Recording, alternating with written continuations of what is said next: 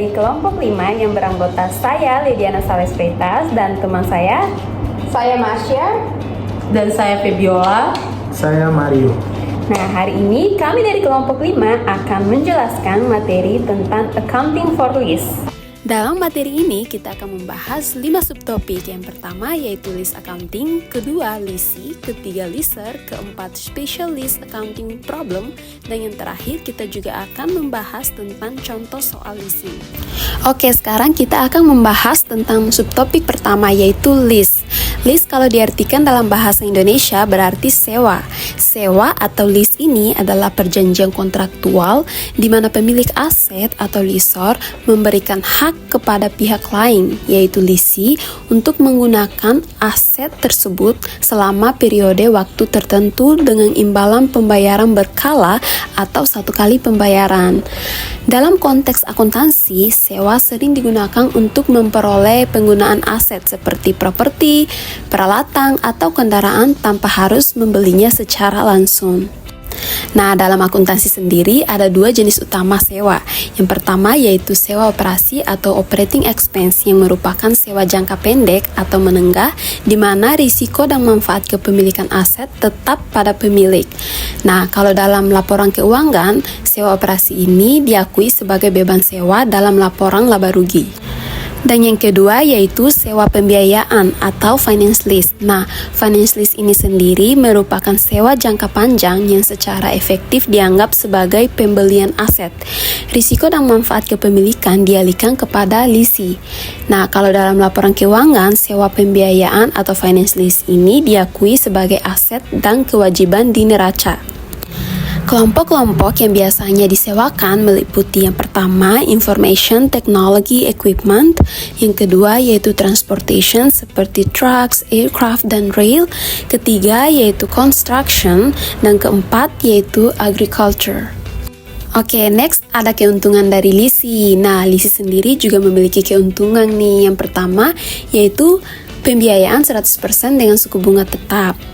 Kenapa untung? Karena penyewa bisa mendapatkan pembiayaan penuh untuk aset tanpa perlu membayar uang muka, dan dengan suku bunga yang tetap membuat pembayaran lebih terencana dan stabil. Keuntungan yang kedua yaitu perlindungan terhadap keusangan. Karena aset tersebut disewa, penyewa tidak perlu khawatir jika aset menjadi usang atau ketinggalan zaman, karena setelah masa sewa berakhir, penyewa dapat menyewa aset yang lebih baru atau berbeda. Ketiga yaitu fleksibilitas. Kenapa? Karena leasing memberikan fleksibilitas dalam jangka waktu dan kondisi sewa, serta memungkinkan penyesuaian sesuai kebutuhan bisnis tanpa harus terikat pada kepemilikan aset jangka panjang. Dan keuntungan yang terakhir yaitu pembiayaan yang lebih murah. Mengapa? Karena seringkali biaya sewa lebih rendah dibandingkan biaya untuk membeli aset secara langsung. Selain itu, leasing bisa menawarkan keuntungan pajak yang lebih baik. Selanjutnya ada keuntungan untuk pihak leaser. Nah, si leaser ini juga memiliki 4 keuntungan. Yang pertama yaitu margin bunga yang menguntungkan. Kenapa? Karena pemilik aset bisa mendapatkan keuntungan dari suku bunga yang dikenakan pada pembayaran sewa. Kemudian yang kedua yaitu meningkatkan penjualan produk.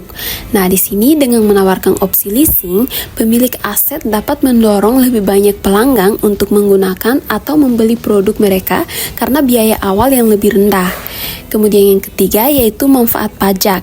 Nah, seringkali ada keuntungan pajak untuk lessor seperti pengurangan pajak dari aset yang disewakan atau dari pendapatan sewa.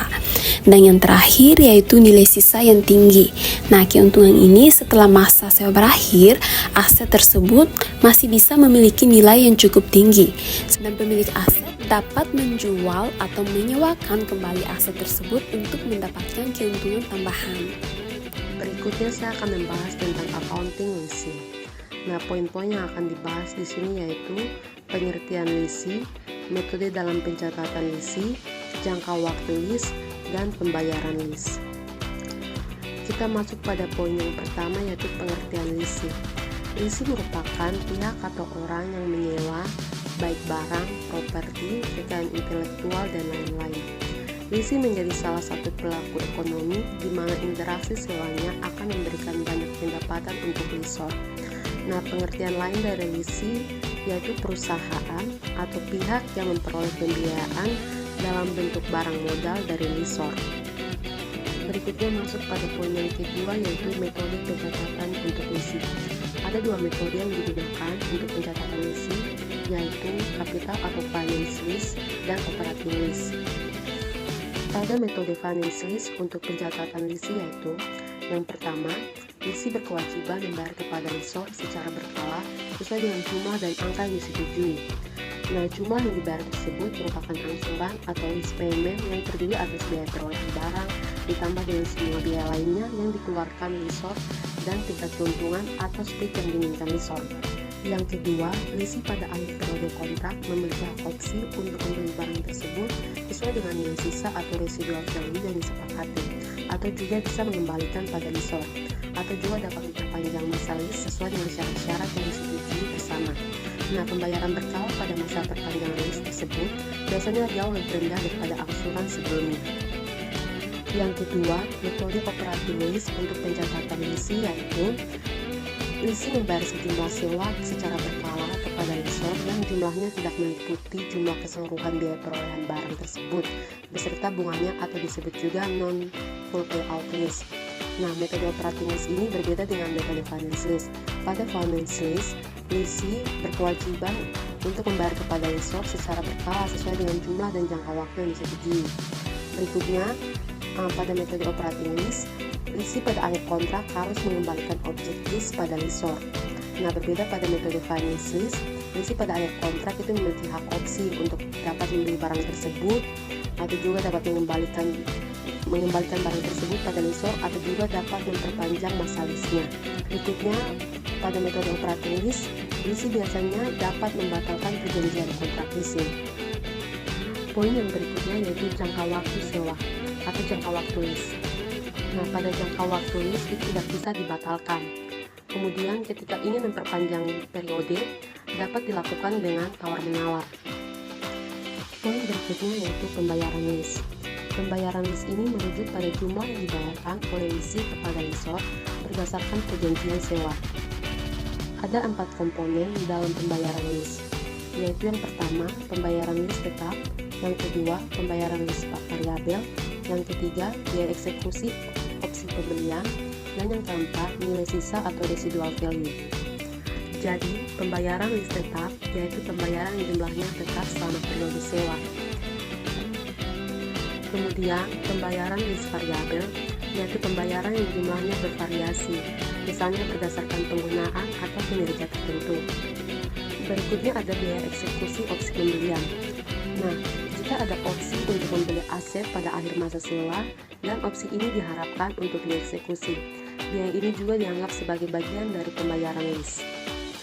Dan yang terakhir, sisa atau residual value. Nilai sisa dalam lease merujuk pada nilai yang diharapkan dari aset sewaan pada akhir masa lease. Nilai sisa ada dua, yaitu nilai sisa dijamin dan nilai sisa yang tidak dijamin. Nilai sisa yang dijamin yaitu merupakan nilai aset yang dijamin oleh leasing akan dibayarkan kepada lessor pada akhir masa lease jika nilai pasar aset tersebut kurang dari jumlah yang dijamin. Kemudian nilai sisa tidak dijamin yaitu bagian dari nilai sisa yang tidak dijamin oleh leasing. Baik, di sini saya akan menjelaskan tentang lease accounting. Ada 4 subjektif, yaitu pertama economics of leasing, kedua classification of leasing by the lessor, ketiga accounting measurement and consideration, dan yang keempat adalah lease accounting for operating leases. Pertama, economic of leasing. Lessor atau menyewa adalah pihak yang menyewakan sebuah aset seperti tanah, bangunan, peralatan kendaraan, atau aset lainnya kepada pihak lain untuk digunakan dalam jangka waktu yang tertentu. Yang kedua adalah classification of leasing by the lessor. Untuk tujuan akuntansi, lessor mengklasifikasikan dua sewa, yaitu pertama adalah sewa pembiayaan dan kedua adalah sewa operasional. Di sini juga ada beberapa faktor yang menentukan apakah suatu sewa diklasifikasikan sebagai sewa operasional atau sewa pembiayaan.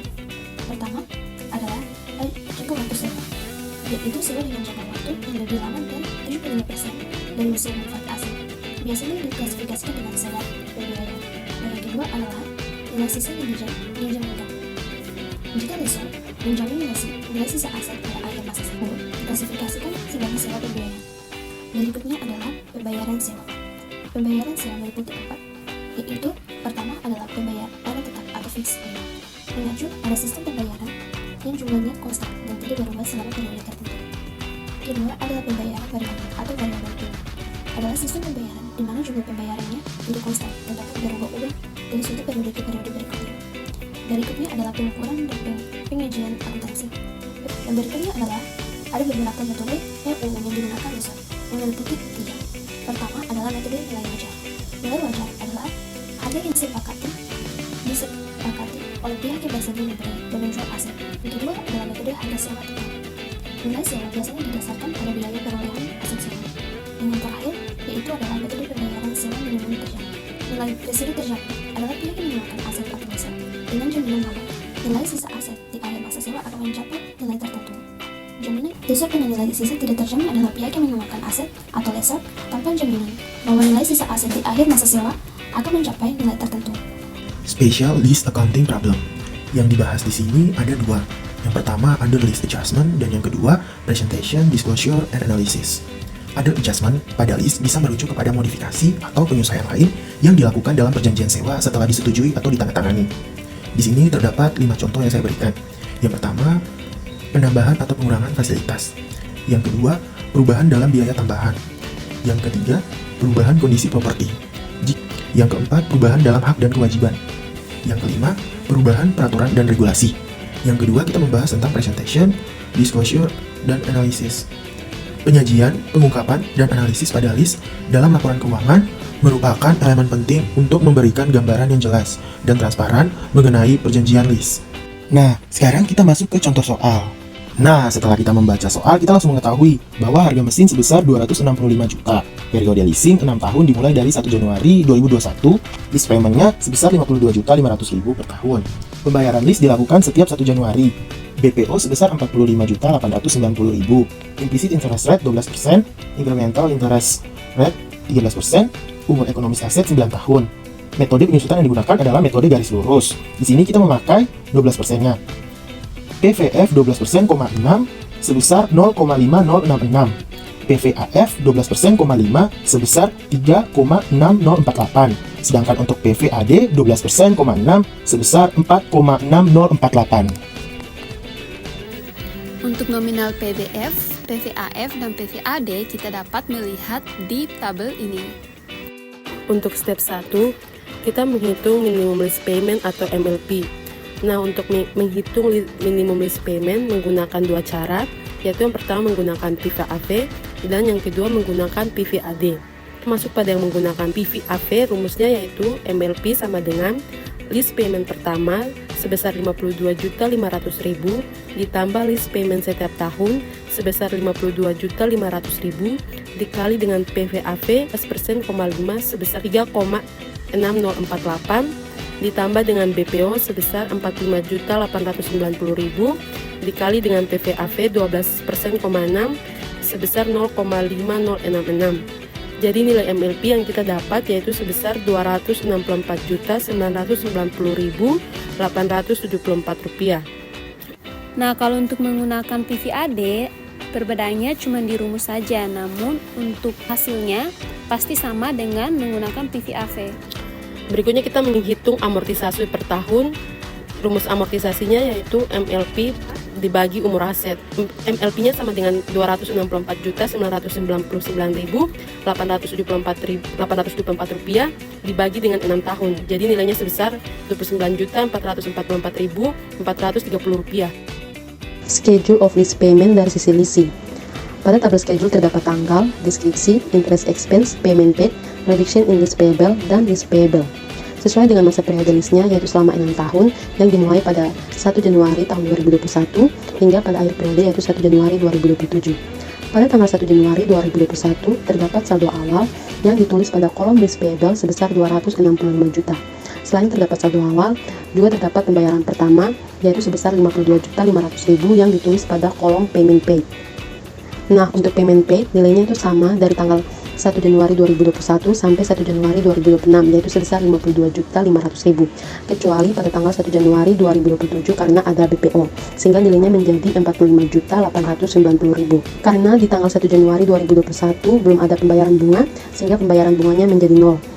Jadi kolom reduction in list payable nilainya menjadi Dan untuk jurnal terakhir yaitu jurnal penerimaan mesin produksi yang telah dikembalikan oleh LISI dengan pada tanggal 1 Januari 2027 dengan mencatat machinery pada list receivable sejumlah Rp45.890 sehingga hasilnya Rp212.500.000. Untuk perhitungan 1 Januari 2023 sampai 1 Januari 2026 sama seperti yang sudah dijelaskan, kecuali untuk perhitungan 1 Januari 2027 karena ada BPO, sehingga payment paid-nya menjadi Rp45.890.000 dan ada interest expense sebesar Rp4.916.829. Sudah tidak ada lagi list payable karena ini akhir periode. Berikutnya ada schedule of payment untuk sisi leaser. Sebenarnya cara perhitungan dari sisi lisi dan sisi leaser sama persis. Namun yang membedakan schedule of payment dari sisi lisi dan sisi leaser ini adalah bagian row paymentnya. Nah, di row payment sisi lisi yaitu ada date, description, interest expense, payment paid, reduction of list payable, dan list payable. Sedangkan di leaser karena dia menerima pendapatan, maka di sisi leaser yang ditulis yaitu date, description, interest revenue, payment receipt, reduction in list receivable, dan list receivable. Itu saja yang membedakan, sisanya sama persis dengan sisi lisi. Dari schedule tersebut, kita dapat membuat jurnal untuk tahun 2021 dan tahun 2022. Yang jurnal yang pertama, 1 Januari 2021, yaitu jurnal penandatanganan kontrak. Debitnya right of use asset, kreditnya list payable sebesar Rp264.999.874. Nilai ini didapat dari MLP yang telah dihitung. Masih di tanggal 1 Januari 2021 juga terdapat pembayaran pertama, yaitu debitnya list payable, kreditnya cash sebesar Rp52.500.000. Berikutnya pada tanggal 31 Desember 2021 ada jurnal penyesuaian beban bunga. Debitnya interest expense, kreditnya list payable sebesar Rp25.500.000. Masih di tanggal 31 Desember 2021, jurnal amortisasi right of use asset, debitnya depreciation expense right of use asset, kreditnya right of use asset sebesar Rp29.444.430. Nilai ini sesuai dengan amortisasi yang telah dihitung. Masuk pada tahun kedua, yaitu 1 Januari 2022 ada jurnal pembalik, yaitu list payable pada interest expense sebesar Rp25.500.000. Kemudian masih di tanggal 1 Januari 2022 ada pembayaran kedua, debitnya list payable sebesar Rp52.500.000. Terus ada pembayaran bunga atau interest expense yang didebit Rp25.500.000, sehingga kreditnya cash sebesar Rp78 juta. Pada tanggal 31 Desember 2022 terdapat jurnal penyesuaian beban bunga, debitnya interest expense, kreditnya list payable sebesar Rp22.260.000. Masih di tanggal 31 Desember 2022 terdapat jurnal amortisasi right of use asset, debitnya depreciation expense right of use asset, kreditnya right of use asset sebesar Rp29.444.430. Berikutnya adalah jurnal dari sisi leaser. Nah, untuk jurnal di sisi leaser ini adalah kebalikan dari jurnal sisi lisi. Untuk jurnal yang pertama yaitu jurnal penandatanganan kontrak pada 1 Januari 2021 dengan akun list receivable pada machinery sejumlah Rp265 juta. Rp265 juta ini adalah harga mesin. Kemudian jurnal yang kedua yaitu pembayaran pertama. Nah, pembayaran pertama juga dilakukan sama dengan hari penandatanganan kontrak, maka pada tanggal 1 Januari 2021 ada pencatatan cash pada list receivable sebesar Rp52.500.000. Nah, untuk jurnal yang ketiga yaitu jurnal penyesuaian pendapatan bunga. Nah, karena jurnal penyesuaian maka pasti dilakukan pada tanggal 31 Desember 2021 atau akhir tahun 2021. Nah, di situ dicatat list receivable pada interest revenue dengan jumlah Rp25.500.000. Nah, yang terakhir ada jurnal pada akhir periode leasing jika BPO tidak di-exercise. Jurnal ini pada tanggal 31 Desember 2026 yaitu ada jurnal penyesuaian beban bunga, debitnya interest expense, kreditnya list payable sebesar Rp4.916.829. Kemudian tanggal 31 Desember 2026 lagi ada jurnal amortisasi right of use asset, debitnya depreciation expense right of use asset, kreditnya right of use asset sebesar Rp29.444.430. Pada tanggal 1 Januari 2027 ada jurnal pengembalian mesin produksi kepada PD bulan, debitnya list payable sebesar Rp45.890.000, kemudian kreditnya right of use asset sebesar Rp88.333.291. Nilai ini didapat dari 265 juta dikurangi 29.444.444 rupiah dikali 6, sehingga terdapat loss from failure to execute BPO pada debit sebesar 42.443.291 rupiah. Kemudian untuk sisi lessor pada akhir periode leasing, jika BPO tidak di-exercise, maka akan membuat dua jurnal. Yang pertama yaitu jurnal penyesuaian pendapatan bunga yang pada 31 Desember 2026 dengan mencatat lease receivable pada interest revenue sebesar Rp4.916.879. Sekian presentasi kami tentang accounting for lease. Semoga bermanfaat. Terima kasih. Bye.